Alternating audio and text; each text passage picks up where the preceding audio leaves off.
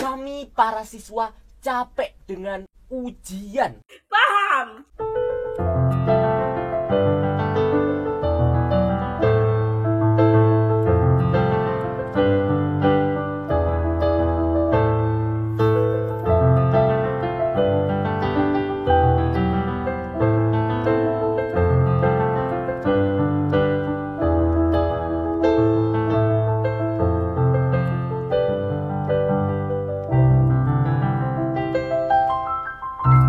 Hai guys, di sini Ambo, anak halu, jomblo dan berulah.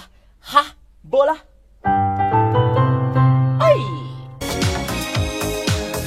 Aku dan teman-teman semua pasti baru saja menyelesaikan PAT atau penilaian akhir tahun. Dan karena memang ini ujian tuh untuk kenaikan kelas ya guys ya.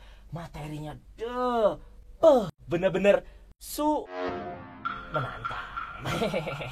Sampai-sampai ya, aku tuh mikir, kenapa sih kok sering banget diadakan ujian? Hidup yang sudah ujian, ditambahi ujian. Acur. Saya manusia bukan malaikat. Tapi aku juga mikir, siapa sih orang jahanam yang menciptakan konsep ujian sebagai standar kelulusan atau pemahaman siswa? Yuk, check it out. Menurut Hunpreneur.com, yang menciptakan adalah Chongguo Fichare. Hei, paham? Pada tahun 605 Masehi, mereka menciptakan tes yang dinamakan Imperial Review, yaitu untuk kandidat yang ingin mengambil pekerjaan di kerajaan. Lalu sistem tes ini dikembangkan terus dan diterapkan di Inggris pada tahun 1806 untuk tujuan yang sama. Barulah satu orang ini nongol, namanya Henry Fischl. Nah, ini dia. Menurut collegesearch.in, Geeks4Geek, Medium, dan lain sebagainya, beliau ini adalah filantropis, profesor bahasa budaya, dan juga bisnismen yang bertanggung jawab atas kemumetan seluruh siswa di seluruh dunia sejak akhir abad ke-19. Pembuatan ujian ini lebih difokuskan kepada dunia pendidikan dan para pelajar dengan sistem yang lebih spesifik dan juga terstruktur untuk mata pelajaran tertentu. Bro berpikir bro cooking. Sistem ujian ini terus dikembangkan sampai akhirnya diterapkan di Indonesia dalam bentuk ujian terpusat yang pertama kali diadakan pada 1950 sampai 1965 dengan nama Ujian Penghabisan. Gila, kayak genosida masal ya.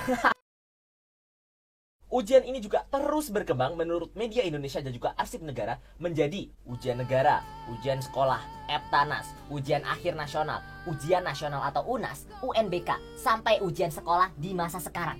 Belum lagi ada UH, PTS, PAS, Pretest, Postes. Tes, bunyi hujan.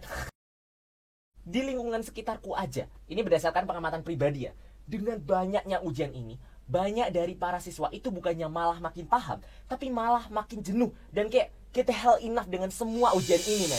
Bahkan, melansir dari kompas.com, dalam 11 tahun terakhir ada sekitar 985 kasus bunuh diri, atau sekitar 46,63% itu dilakukan oleh para pelajar. Dan indeks tertinggi adalah karena tekanan akademik. Kenapa ini harus terjadi? Apakah memang ini standarnya? Nah, justru menurutku ini nih poinnya. Sekolah dan ujian tuh bukan hanya kayak sekedar mengetes pemahaman siswa atau supaya siswa belajar dengan giat. Perkara klise. Thumbnail iklan juga bisa bilang hal yang sama. Tapi, mengacu pada fungsi laten dari dunia pendidikan menurut sosiologi. Wazek, ini baru keluar di ujian kemarin, Rek, baru dipelajari. Kayak sosiologi remet ini.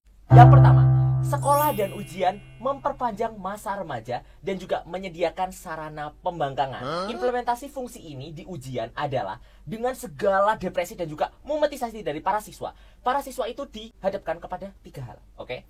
Yang pertama adalah memperpanjang masa remaja, yaitu ketika dengan banyaknya stres dan juga depresi di ujian ini, ketika mereka lulus, mereka bisa menjadi pribadi yang lebih kuat.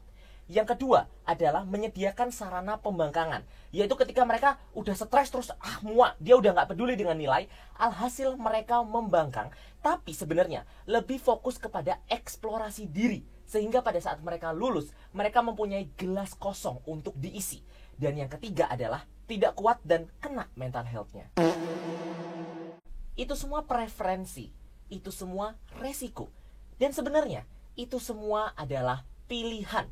Mau bagaimana siswa-siswi mengambil sudut pandang ujian. Yang kedua, Keberhasilan dalam ujian adalah dapat nilai jelek. Nah ini, jangan salah paham dulu ya. Karena memang semua orang di dunia pastinya berusaha untuk mendapatkan nilai terbaik di ujian. Akan tetapi ketika mendapatkan nilai jelek, kadang persepsi publik itu seringkali mengekang. Mereka bilang anak ini bodoh lah, gak cukup belajar, gak cukup cerdas, gak kerja keras dan lain sebagainya. Jangan salah. Dalam opiniku, bahkan pelajar yang kesulitan dan akhirnya mendapatkan nilai jelek, itu bukan berarti dia gagal. Justru, dia malah makin punya banyak hal untuk dievaluasi. Lagipun kita juga nggak tahu gagalnya ini karena apa. Bisa jadi dia dapat nilai 30 di matematika. Karena memang minatnya nggak di matematika, minatnya di geografi. Dan memang benar ujian geografinya hanya mendapatkan nilai 90 atau 95. Semua orang punya intelijensia yang berbeda-beda. Yang ketiga, ujian membentuk karakter.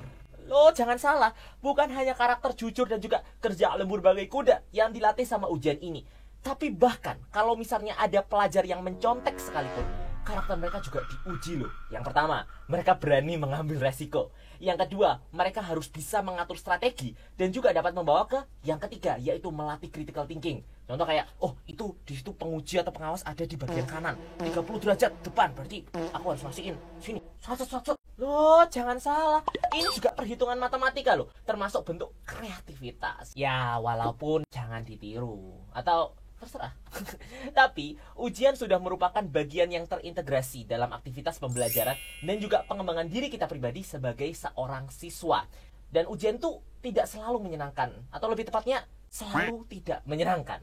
Tapi kita tidak bisa mengelak fakta bahwa ujian itu mengajarkan bagaimana kita bisa bersikap jujur, berpikir kritis, kerja cepat, karena kan juga ada waktunya ya. Selain itu juga ketahanan kerja, fokus belajar, kerja keras dan lain sebagainya. Itu secara implisit juga mempersiapkan kita loh untuk menghadapi ujian yang lebih besar nanti. Contoh di dunia perkuliahan, dunia pekerjaan, dan lain-lain. Yang ada, ya kita nikmati saja dunia pendidikan saat ini sambil terus berprogres dan juga beradaptasi. Ya, sambil menangis dikit-dikit lah, gak apa-apa. Menyenangkan atau tidak, nyatanya dunia pendidikan nanti akan menyiapkan kita untuk ujian yang lebih besar, yaitu ujian kehidupan. Waze. Jadi gitu guys sekalian, pengen beli narkoba karena stres ujian. See you di episode 49. Hai, ciao.